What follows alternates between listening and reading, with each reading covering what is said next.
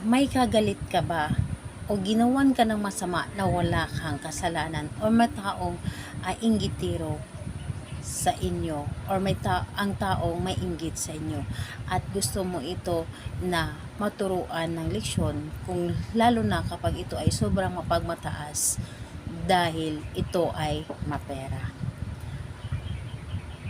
Bulaklak galing sa sementeryo ang ating gamitin dito. Hello mga guys, kumusta kayo? Panibagong araw, panibagong video na naman tayo. And sa araw na ito ay isa na namang video ang aking tuturo sa inyo na simpleng gabay o simpleng pamamaraan na makakatulong sa atin. At bago ang lahat, gusto ko lang mag-disclaimer sa mga taong hindi naniniwala at hindi gusto ang mga kagaya nitong video. Please skip this video and maghanap kayo ng videos na gustong gusto nyo, dahil ang video na ito ay para lamang ito sa mga taong naniniwala and gusto mag-try. Sa lahat po ng mga nagko-comment po dito sa aking video, dito sa loob ng aking channel, may ingat sa lahat ng mga nagre-reply sa inyo na dinadala kayo sa kanilang WhatsApp, in-imo up upang makaiwas po tayo sa scam. Ngayon po ituturo ko sa inyo paano natin pagmalasin ang isang tao, lalo na kapag ito ay ginawan ka ng masama. Pero kung hindi ka naman ginawa ng masama, huwag mo itong gawin sa kanya. Please lang po. Kung sa tingin niyo ay sobrang ang sama na talaga ng ugali niya and sobrang sagad ka na talaga, yung hindi mo na kaya na yung mga ginagawa nila sa inyo, ang gusto mo na malasin sila sa buhay nila, or malasin sila sa hanap buhay nila, kung ano man yung gusto nila or negosyo nila, gawin mo ito para sa kanya. And pwede mo itong gawin sa kahit sinong tao, basta ito ay nakagawa ng kasalanan sa inyo. Pero kung wala itong kasalanan sa iyo, huwag mo itong gawin sa kanya. Sa tao lamang na meron siyang kasalanan sa inyo. Pero kung wala, huwag na po. So ganito po, ang dapat lamang natin ditong gamitin is bulaklak. Bulaklak po na nanggaling sa sementeryo.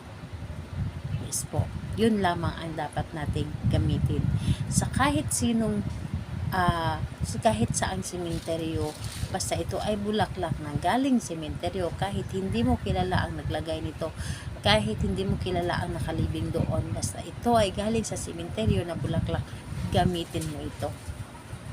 So ngayon po, kapag ready na yung bulaklak, ang gagawin mo lamang, napakadali lamang, and dapat handa ka sa iyong sarili, buo ang inyong loob sa paggawa nito. So ngayon, ang dapat mong gawin doon sa taong sobrang nakapanakit sa iyo, yung taong sobrang nasasaktan ka dahil ginawan ka na hindi maganda, ginawan ka ng yung tipong wala ka namang kasalanan sa kanila, pero ginawan ka ng hindi mabuti, gawin mo ito. Kunin mo yung bulaklak galing sa sementeryo, kahit isa lang, bulaklak na galing sa sementeryo, at ilagay mo doon sa kanyang bahay. Ibaon mo sa loob, ibaon mo doon sa bahay nila. Or kung halimbawa meron silang tindahan, ibaon mo doon sa gilid ng kanilang tindahan or sa loob ng kanilang tindahan, o di kaya ilagay mo ito sa loob ng kanilang bahay. And pagkabaon mo nito, or ilagay mo ito doon sa loob ng kanilang bahay, halimbawa ay nakakapasok ka sa kanilang bahay, ilagay mo ito doon sa mga sulok-sulok po. Ilagay mo ito sa itim na tela, or di kaya itim na pangbalot lamang, or kahit silopin na itim, yung hindi makikita ang bulaklak. Ilagay mo ito at huwag kang magpapahalata na meron kang nilagay doon sa loob ng kanilang bahay. At sa paglalagay mo, dapat nasa isip mo ay mamalasin kayo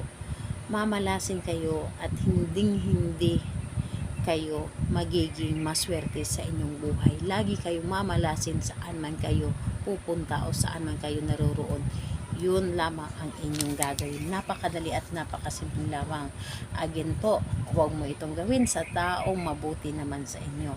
Pero yung taong ginawan kayo ng masama, na wala naman kayong kasalanan, gawin ninyo ito. So, yun lamang ang dapat natin gawin. Basta po, yun po ang lagi kong bilin. Huwag ninyo itong gawin sa taong walang kasalanan sa inyo. So, ayun po, sa kahit anong araw at oras, pwedeng-pwede mo itong gawin sa kanila or ilagay sa kanila. So, yun lamang, bulaklak galing sa sementeryo. So, ayun po, salamat po sa inyo. Bye-bye everyone. God bless us all.